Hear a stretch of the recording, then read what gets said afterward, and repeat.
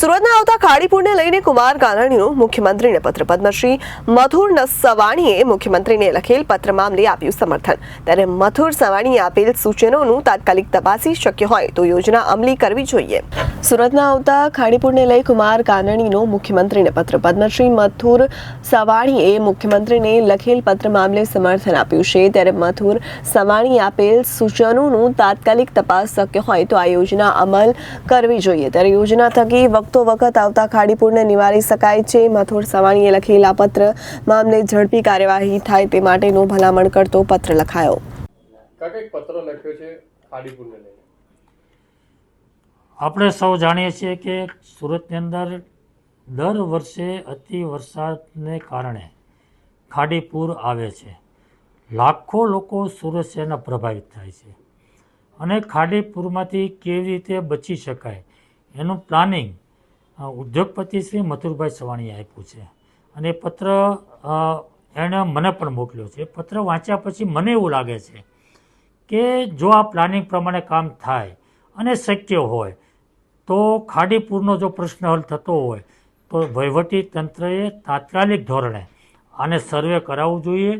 અને સર્વે કર્યા પછી જો આ વાત યોગ્ય લાગતી હોય અને ખાડીનો પ્રશ્ન હલ થતો હોય તો હું માનું છું કે યુદ્ધના ધોરણે કામ હાથ પર લઈ અને લાખો લોકોને જે પ્રભાવિત થઈ રહ્યા છે એને એમાંથી મુક્તિ આપવી જોઈએ. કેટલું નુકસાન કાકા, કેટલા લોકો પ્રભાવિત થતા છે, કેટલી મુશ્કેલી? લાખો લોકો પ્રભાવિત થાય છે.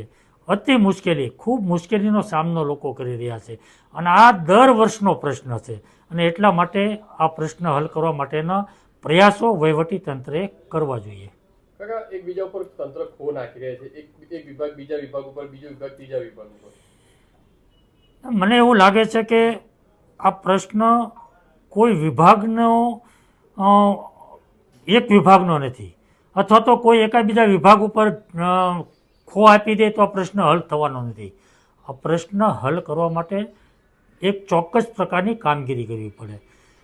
ખાડીપુર આપણે અટકાવી ના શકીએ. અતિ ભારે વરસાદ ન આવે આપણા હાથમાં નથી, પરંતુ એમાં લોકોને રાહત થાય કેવી રીતે એનો પ્રશ્ન હલ થાય એ તો ચોક્કસ આપણા હાથમાં છે.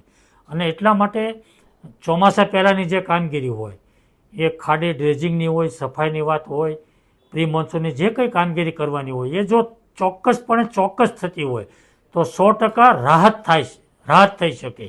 અને જે આ પ્લાનિંગ આપ્યું છે મથુરભાઈએ અને એનું જે સર્વે કરીને જો આપણે ચોક્કસ લાગતું હોય કે આનાથી ખાડીપુર બંધ થાય એમ છે તો હું ચોક્કસપણે માનું છું કે વહીવટી તંત્રએ આ પ્રશ્ન હાથ પર લઈ સર્વે કરાવી અને શક્ય હોય તો તાત્કાલિક યુદ્ધના ધોરણે આ કામ કરવું જોઈએ.